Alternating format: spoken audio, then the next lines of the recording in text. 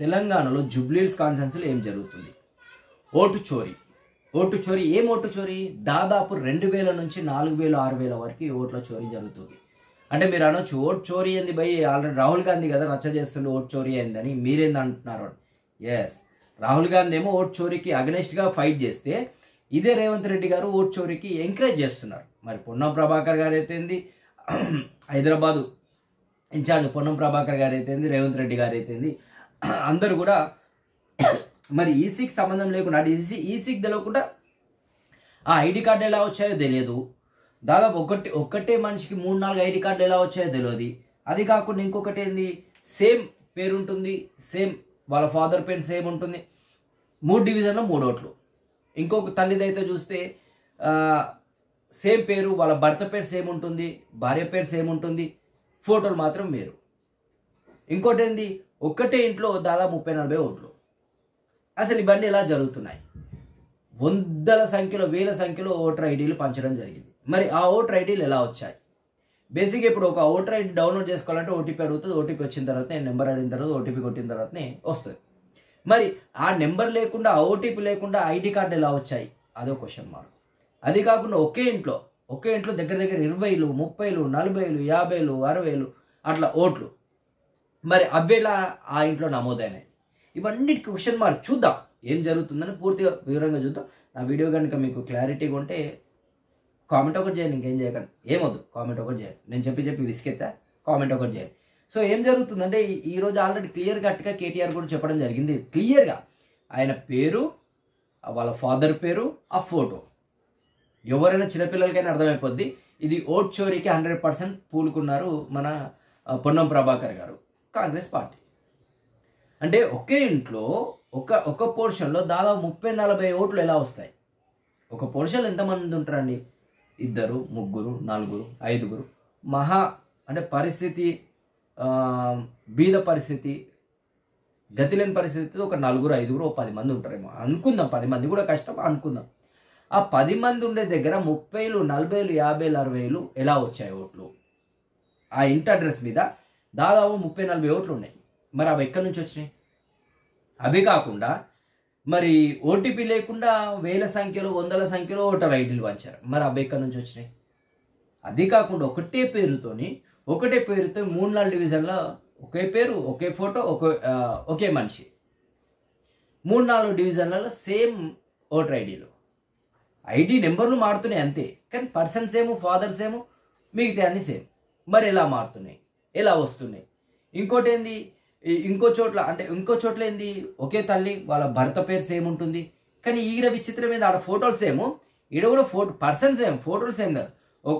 ఒక టైంలో చున్నీ వేసుకొని, ఒక టైం చున్నీ లేకుండా, ఇట్లా దాదాపుగా 2-3 వేల మంది ఓటర్ ఐడీలు ఉన్నాయి, దొంగతనంగా ఓటర్ ఐడీలు ఉన్నాయి. అంటే ఆ 2-3 ప్లస్ వాళ్ళ త్రిబుల్ కాపీలు. మళ్ళీ అంటే ఒక 2000 అంటే 6000 ఓట్లు, 6000 ఓట్లు దొంగ ఓట్లు రెడీ ఉన్నాయి. అంటే మనకు తెలిసిన 6000 ఓట్లు, తెలియకుండా ఎన్ని వేల ఓట్లు జరుగుతున్నాయి చోరీ?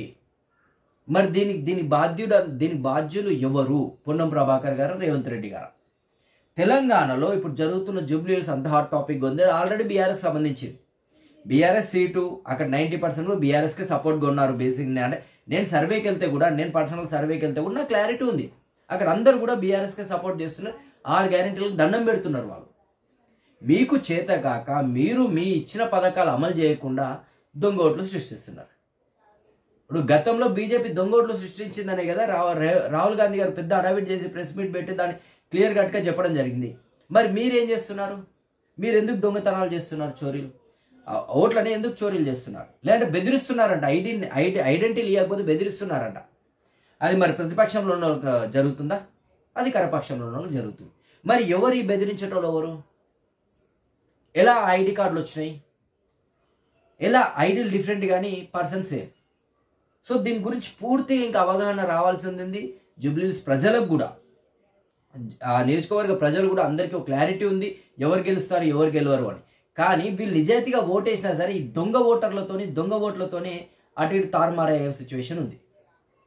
ఇప్పుడు నిజంగా అక్కడ ఉన్న ప్రజలను అడిగితే మాత్రం 100% బీఆర్ఎస్ అంటున్నారు. ఇంకోటి బీజేపీ గురించి మనం ఎంత తక్కువ మాట్లాడుతుందో బెటర్. ఎందుకంటే తెలంగాణలో బీజేపీ ఉందని నేను అనుకోవట్లేను. ఎందుకు అనుకోవట్లేదు? నేను ఒక హిందూని, అదొక హిందూ పార్టీ. కానీ ప్రజల సమస్యల కోసం ఏడ కొట్లాడుతుంది బీజేపీ. ఎంతసేపు మన అన్న ఉన్నాడు, మన కాక మంచిగా ఉంటాయి కదా కాక. ఆ కాక ఏమంటాడు, అన్నా వీళ్ళని అరెస్ట్ చేయి, అన్నా వాళ్ళని అరెస్ట్ చేయి. నీ దగ్గర అధికారం ఉంది, పక్కలను బతిలాడుతావు, అదేందో నాకు అర్థం కాదు. కానీ ఒకప్పుడు ఆ మనిషి ఉన్నప్పుడు మాత్రం, బండి సంజయ్ గారు ఉన్నప్పుడు, తెలంగాణ బీజేపీ చీఫ్ ఎవరు ప్రెసిడెంట్గా ఉన్నప్పుడు మాత్రం, అధ్యక్షుడిగా ఉన్నప్పుడు మాత్రం తెలంగాణలో ఒక రేంజ్కి ఎదిగింది, లేచింది ఇలా బీజేపీ.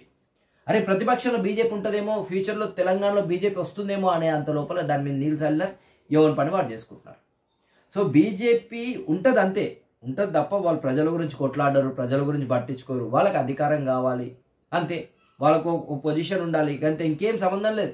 ఏమైనా హిందుత్వం ఎటుపోయినా సరే, బీజేపీ ఎటుపోయినా సరే, వాళ్ళు మాత్రం వాళ్ళు ఒక పొజిషన్లో ఉంటే చాలు ఇంకా. అందుకని దాని గురించి ఎంత తక్కువ మాట్లాడితే అంత బెటర్.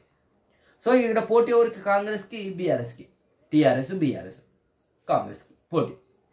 మరి వీళ్ళు ఎవరి మీద ఫైట్ చేస్తున్నారు, ఎవరి ఓట్లు దొంగలిస్తున్నారు. ఇప్పుడు ఒక 1,00,000 ఓట్లు ఉన్నప్పుడు, 1,00,000 ఓట్లు 80,000 ఓట్లు నిజాయితీగా ఉండి 20,000 ఓట్లు ఉన్నప్పుడు ఆ 20,000 ఓట్లు ఎవరికి పోతాయి? సరే అధికార పక్షం ఉన్న వాళ్ళకి పోతాయి. మరి ఆ 20 ఇప్పుడు 80 ఓట్లలో 20,000 ఓట్లు దొంగతనం అయితే ఈ 80 ఓట్లకించే కదా మళ్ళీ దొంగలు బయటకు వెళ్తారు. ఇప్పుడు ఒక మనిషి ఏమంటాడు, నేను పోయిన ఐడి కార్డు చూపించిన నాకు ఓటే లేదంటున్నారు, ఆల్రెడీ నా ఓటు వాడేసినారు అంటున్నారు. మరి ఎవరు వేసినారు ఓటు అంటే దొంగ వేసిండు, పచ్చి దొంగ వేసిండు భయ్, దొంగనే నీ ఓటు వేసిండు ఈ ఓటు చోరీల వల్ల. సో ఇది కనుక ఇంకా ముద్రే సిచ్యువేషన్ ఉంది కాబట్టి ఈసీ తొందరగా దీని మీద చొరవ తీసుకొని ఒక ఎంక్వైరీ చేసి, ఎలక్షన్ 2 రోజులు లేట్ అయినా సరే కానీ క్లారిటీ రావాలి. సో నేను చెప్పిన కంటెంట్ కనుక నచ్చితే కామెంట్ చేయండి, నచ్చితే లైక్ చేస్తారు, లేకుండా కామెంట్ చేయండి. Thank you.